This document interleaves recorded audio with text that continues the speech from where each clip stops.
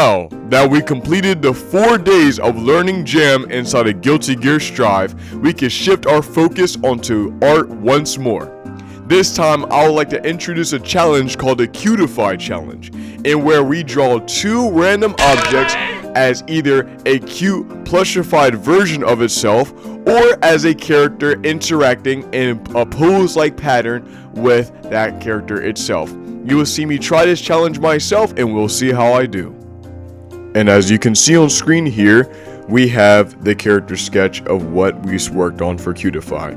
Now this will be divided up into 4 parts, part 1 being the character sketch, part 2 being the background, part 3 being the line art, flats, and other basic colors, and part 4 being the finishing touches and obviously the final product. Now back to what we're talking about here. In order to get to this point, I had to first figure out what am I going to be drawing.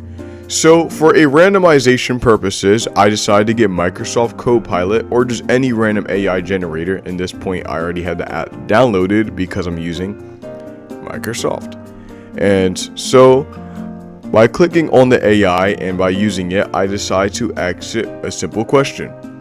Give me 2 random objects. And as you can see on screen here, it gave me a traffic cone and a paperclip. From there, I decided to ask the AI on heads or tails. This will allow me to understand which one am I drawing as the character and which one I'm drawing as the plushie. And based on whatever side it lands on, that's the one I draw. And I decided the first choice that it gives me is heads, and the second choice it gives me is tails. Easy enough. As we can see, I got the traffic cone as the character design choice here. And then the paperclip is the plushie now. So drawing this together, I had to originally break it up into what I wanted to do. So let's organize this back into how I first set this up. So in the rough idea here, I decided to go with the gesture draw. I didn't know how exactly I wanted to plan this out, but I did know I wanted something that would resemble a character, put them in a nice pose, something easy to draw, something that would resemble a character holding a plushie. I decided the best aesthetic to go for this is a person sitting down, cuddling with a plushie, and I thought that would really set the scene for a cutified style of art, and I thought that would be a very great way to get that across. Now let's go in a deeper dive here.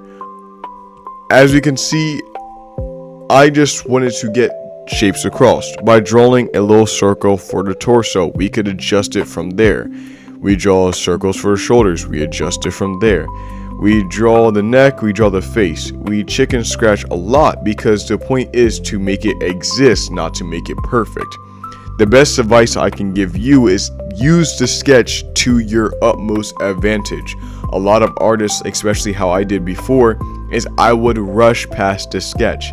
I would never sit there and just develop time to just have a terrible but created image of just thought of what I wanted down on the piece of paper, or on this case on the screen, and then focus on improving and adjusting so it becomes better.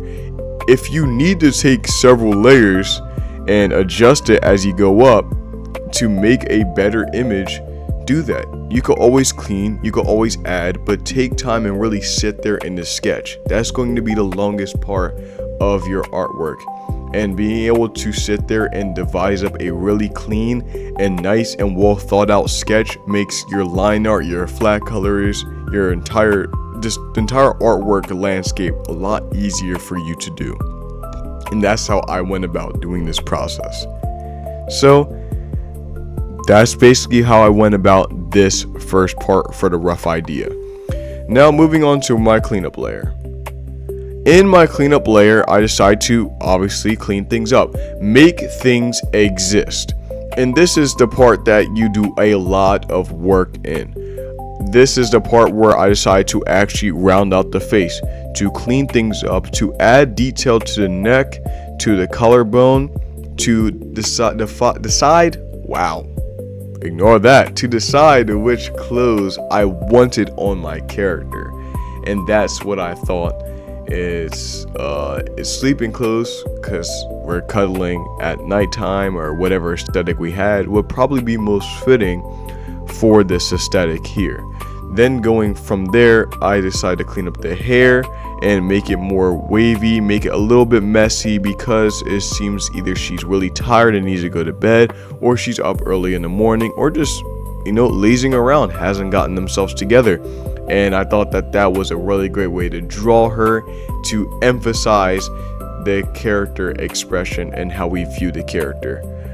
Also, I decided to work on my anatomy with the ears to make it seem more realistic. I decided to get better at just analyzing the character. One piece of detail that you might notice I improved a lot on was my fabric. I decided to watch and analyze how fabric rolls off the body, and not only the impact it makes on the skin, but also the way gravity pulls it down. And this makes a very big way in how the clothing appears to the eyes, and by putting details on the clothing, on the skin, on the hair, the way gravity naturally pulls down, and the way the body and the hair and the clothes kind of wrap around the head or the body itself, really allows the artwork to feel more alive. And that's kind of the feel that I'm going for, a 3D feel that makes you kind of see the character as something that could be living if it was drawn in that way. Of course, I'm not a realistic artist, but focusing on getting these details down makes a lot of change and a lot of difference in how your artwork appears. So that's what I've been doing. On top of that, I've been utilizing references a lot more, especially utilizing it as I'm drawing. That way I'm retaining the information a lot longer, and allows me, as I go through the layers and make adjustments and changes, it retains for me again and again. It's just easier to do instead of just doing like practices, not knowing what to do. I'm able to apply it straight onto my artwork, and it makes things a lot easier. But I'm guessing you guys want a better breakdown of how I'm going about doing this, and not me yapping about my tips and tricks all the time. As for the paper clip now, make it simple. A little paper clip, give a cute little smiley face, put a little traffic cone on top, and we call it a day. As for traffic cone style, the reason why I kind of put it on top of her head is because I played a lot of Plants vs. Zombies, a really good game in my personal opinion. And I thought that this would be funny because it resembles a traffic cone zombie that ironically became a very, very irritating part of my childhood in terms of fighting him. But moving past, as we can see here, this character is more fleshed out now, and that's how I want it to be. Organizing it, making it work, making it exist. And the final, that's where I decided to really clean up all the lines and to make it more realistic in terms of transitioning from my sketch to my line art layer. In this, I decided to actually take my line art brush, as you can see here, my inking brush, and then decided that I was going to go over everything that I had and finalize it, adjust it, redo it, and make the character feel more, I don't know what happened there, but to make the character feel more in tune and cleaned up and just, well, more presentable as a character. And I thought that was a really great way of going about doing it, and that's the way I decided to do this. So that's how I went about creating this character in terms of mindset to placing things down, and the references, ideas, and things I practiced in order to ensure that this came to be. However, I know you guys probably want to see a more better breakdown of how I went about doing this, so I will show you a quick time lapse of me drawing the character, and where you can analyze that and you can sit there and work on that for your own self when drawing your artworks.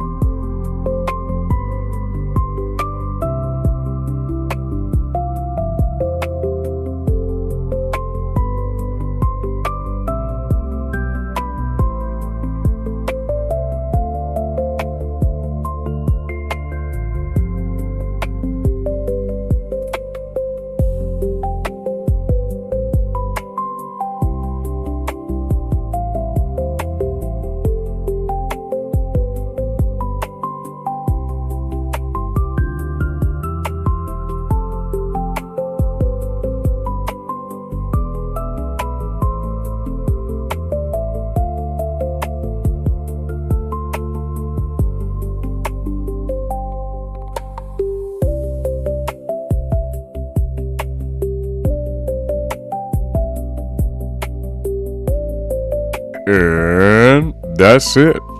Nothing serious. So, for the Cutify challenge, I think I did very well. It was a very calm, relaxing challenge. Sat there drawing. I improved a lot. And I think all in all, part 1 was a success. Sketching out the character was definitely a fun process, and being able to do this was definitely interesting.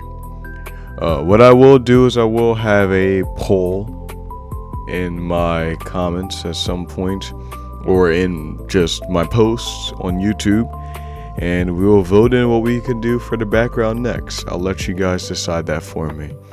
But as for now, I would like to thank you guys for watching today's video. I do truly appreciate you guys for stopping out, and I hope you guys just have a wonderful, excellent day. And please take the advice I have. If not, then it's alright. But enjoy the rest of your day.